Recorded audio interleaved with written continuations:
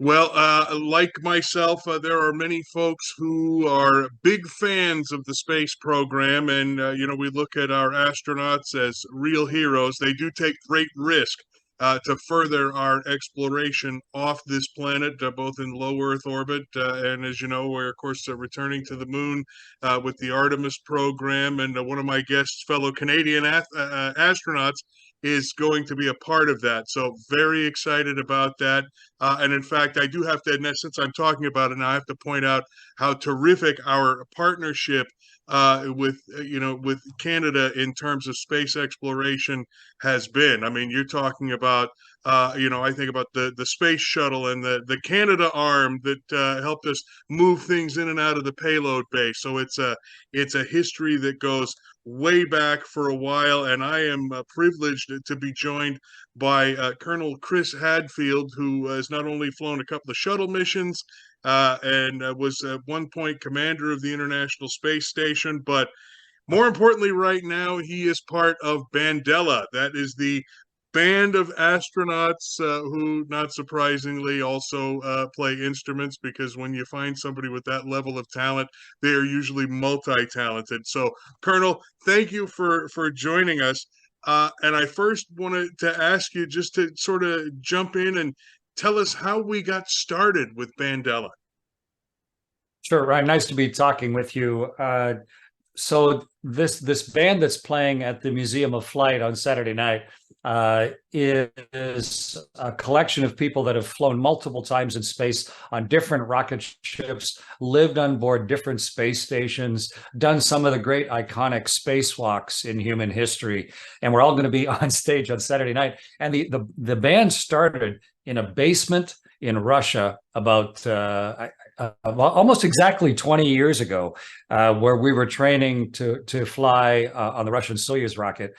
And I was NASA's director of operations in Russia. And in the evenings, we would get together and play music. And it started with Mickey Pettit and myself. And then we moved back to Houston after serving overseas. And we've been playing ever since. We've played all over North America. It is a lot of fun for us to have a chance to get together and play. And we've sold almost every ticket already, but we are so hugely looking forward to having a chance to get together and to play and interact with folks this coming Saturday night. Well, you just hit on a key point. What does it tell you that we're still this far out from the show? Because I've done many of these, Museum of Flight events and talked about them. And I will try to go and I'll go into their little theater, and it gets pretty full, but there are always still some available seats. In your case, it's looking like this might be a two sold out shows. What does that tell you that people are itching to get these tickets?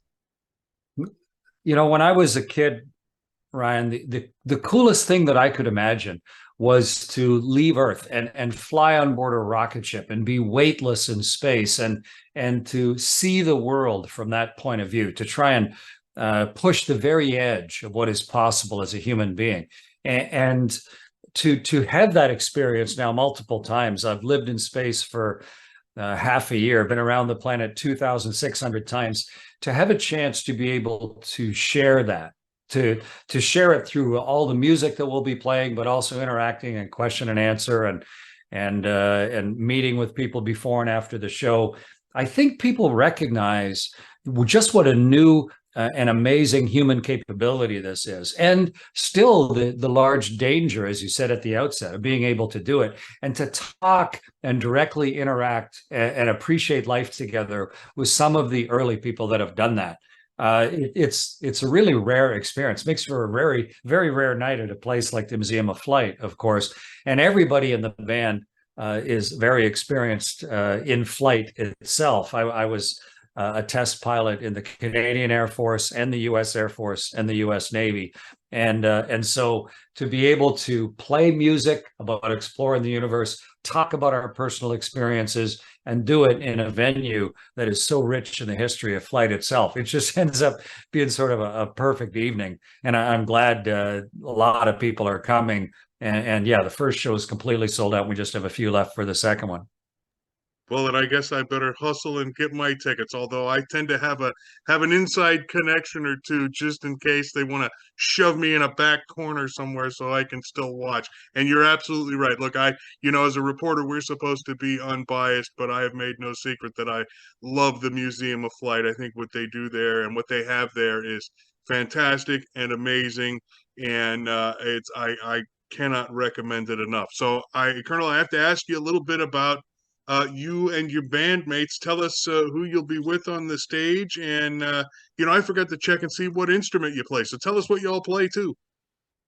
Well, when I was commanding the International Space Station on my third space flight, there's a guitar up on the International Space Station. I mean, we're just people. And even though we're living a long way away from home, we still need art and a chance to try and explain the complexities of life to ourselves. So that guitar gets played almost every day. And that guitar was made up in Vancouver, actually, at Larry Ve Guitars.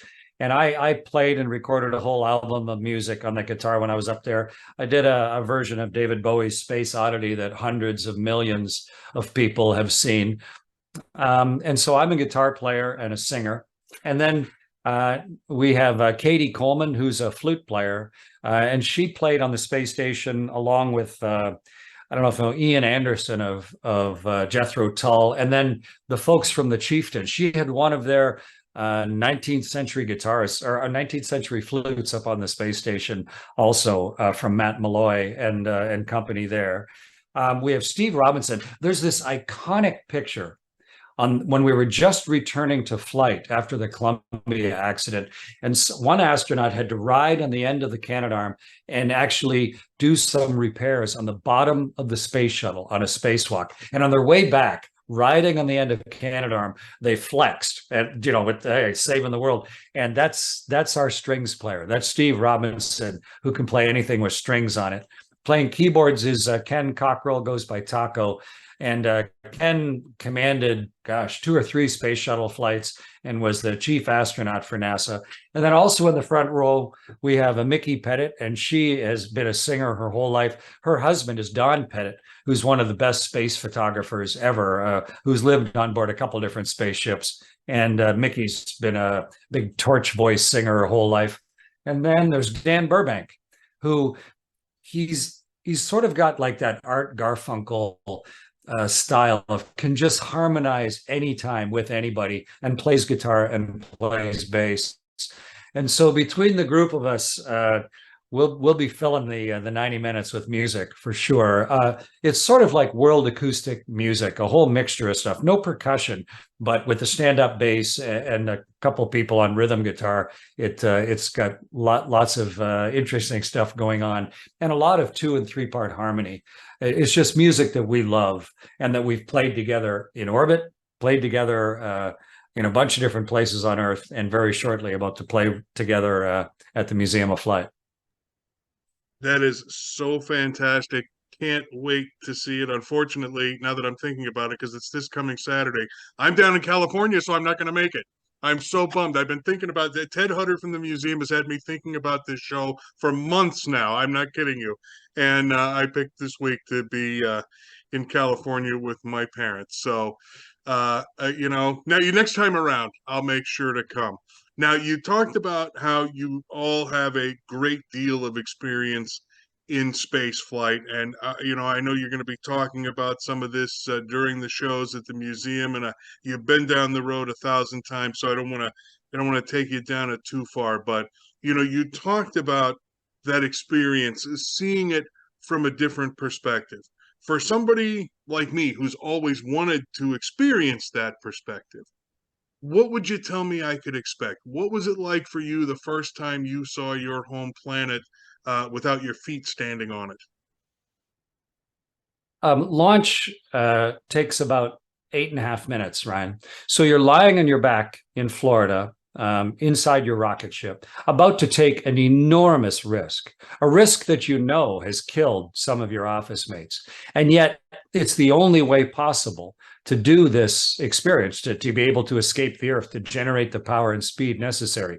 So there's this great anticipation of years and years of training and preparation, and the recognition that you're going to do something extremely rare, and it's going to maybe take all of the skill you have to make it happen. And then the engines start to light underneath you, and the sense of incredible power is overwhelming. You go from 0 to 80 million horsepower in just a few seconds, and this gigantic beast pushes an inexorable force underneath you and just starts to hurl you away faster and faster from the surface of the world. And after 8.5 minutes, the engines instantaneously shut off, and you're going 5 miles a second, 17,500 miles an hour from Seattle to Miami in 9 minutes. Suddenly you're going at that speed. The engine shut off and you're released. You're weightless. And by the time you can unstrap from your seat and make sure the vehicle's healthy and float to the window, you're already coming across England and Ireland. And in one glance, you can look down and see not only London and Dublin and Belfast, but you can see Stockholm, and you can see the Alps, and you can see Rome. It is overwhelmingly beautiful. And the only way that we can do that is by giving ourselves a seemingly impossible task, organizing ourselves together, bringing out the absolute best of what we can do and invent, and then have some of us that are willing to take that risk to go beyond the cutting edge of what's possible. And it is worth every single second of the years of work that gets us there. And we'll be talking about that on Saturday night as well, the rarity and the magnificence of some of the things that are happening around us right now. So there's one question I frequently ask of astronauts. I was privileged to ask it of both Buzz Aldrin and the late Gene Cernan on my list. I had to name drop a little bit there because those two guys, did such an incredible and amazing thing. Do you ever still dream about being in space? Well, I flew in space 3 times and lived in space for almost 6 months, went around the world 2,650 times. My life has been a dream. It's not, it's like, do I dream about being alive? Do I dream about the things that are really important to me? Of course, I dream about them with my eyes wide open. That's what fills my days. It's why we're performing music about it. It's why I write books about it. It's why, I am involved in all the space companies that I help work with. It's because I think it's not only an extremely important part of what we're doing, but it's also just a fundamentally fascinating and dream-filled part. It is a dream of a life to be able to do the things that this band has done. And I think it gives us both a bond together and also a very unusual platform to perform from. Well, and I also have to ask, how is your home country feeling about the impending first Canadian to step foot on the moon? Yeah, well, as you say, there have been 12 human beings walk on the moon, all American, and we're building ships much more capable now than we did back in the 60s and 70s. And right now, this year, before the end of the year, there will be 6 different missions landing on the moon. 6 before Christmas, but that's robotic missions. But we also have human missions with astronauts on board, first orbiting the moon late next year, and there'll be 3 Americans and 1 Canadian on that ship. But then moving on towards people walking on the moon again, and then setting up for the first time a human settlement somewhere besides the Earth itself. And it seems incredible, but it's the extension of what we've been doing for 100,000 years. We live in one place for a while, our technology gets better. There's some of us that are intensely curious and realize that discovery is a necessary part, and we go and live in a new place, whether it's across the Red Sea, or whether it's all the way to Australia or New Zealand or Antarctica or the space station or the moon. And that's where we are in history right now. So I'm hugely excited about it. And the 4 people on that first Artemis mission, 3 Americans and 1 Canadian, they're an amazing group of 4 human beings. One of the best things about spaceflight is the people that you fly with. And that group They're just anybody who looks at them should be as full of pride of what humanity can be as anything. And so I'm delighted that they're going, and I'm really looking forward to the doors that they're opening now for what's going to come next. And I think you hit on the thing that I love most about the potential for more of us to travel to space. It feels like the great unifying factor. I mean, we might not get along on the ground, but we've been able to, even back during the Cold War, we were able to work with the Russians doing Apollo Soyuz. And, we did it again after we retired the shuttles. And, we're launching on those Soyuz machines from Kazakhstan there at the what do they call it? The Cosmodrome. I know there's an official name for it that's escaping me at the moment. Baikonur. It's called Baikonur. On my third space flight, I was the pilot of a Soyuz rocket that launched from Baikonur. Yeah. Yeah, and well, that's amazing that we can do that. And instead of splashing down, they land on the dirt, which is also mind blowing to me. But it just seems like such an amazing thing that we can proceed together as humans, regardless of from where we come, and move forward with this exploration. And it's just amazing. And that brings me to the one other thing I kind of wanted to just get your thoughts on, because I recently attended the Washington Space Summit at Blue Origin, my first trip over to Blue Origin, and they had one of their capsules there. And I'm kind of a sizable guy, and I was able to get through the hatch and pretty sure I could fit into one of the seats. So it gives me great hope that I might make my way into space someday. What do you think of space tourism being the next step? Well, it just makes natural sense. It's like the Wright brothers weren't taking any passengers when they were just trying to figure out how powered airplane flight might be in 1903. And yet by 1920s, there were the first airlines. And by the 50s or 60s, suddenly you could buy a ticket and get on a jet airplane and fly across the Atlantic, something inconceivable in 1903. And yet that all happened in much less than one human lifetime.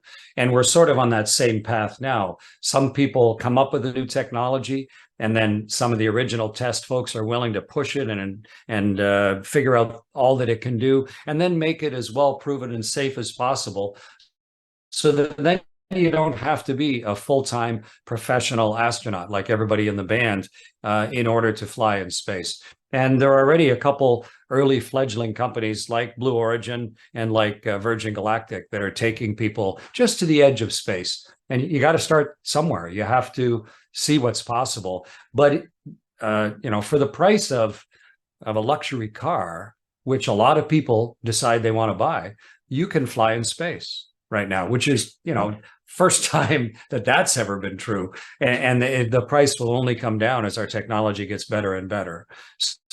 So to me, it's a natural evolution of the work that's been going on since Yuri Gagarin and Al Shepard were the first to fly when I was a kid. We need to figure out how it's going to work. We need the right, regulations. We need the rules. We need to, just like we did with cars when they first came out, or airplanes, but we'll get it sorted out. And to me, it opens up the rest of the universe to us. The everything that lies beyond our atmosphere is now, for the first time, actually becoming accessible, not just to the very few people who are willing to devote their whole lives to it. And to me, that's a really positive step. And I'm very both excited and proud to be part of all that. Well, I am excited at even the potential, and I've always, like I told my daughter, my life is complete once I have taken a tourist visitor trip to the moon. That's where I'd like to go. I don't know that I'm going to be able to get much farther, but that'll be more than good enough for me. And of course, a low Earth orbit, or even the elliptical flight, as you mentioned, Al Shepard style, would be just fine. One way or the other, as long as I can get there, that'll be great. In the meantime, this coming Saturday, 2 shows at the Museum of Flight. Bandella tickets going fast, almost sold out. Museumofflight.org is where you want to go to get more information. And of course, Colonel Chris Hadfield, who's a member of Bandella, grateful. Thank you so much for taking some time. Really appreciate it. My pleasure, Ryan. I look forward to seeing you on the moon. Very good. We'll shake hands there in the magnificent desolation, as Buzz Aldrin called it. All right. Thank you, Colonel.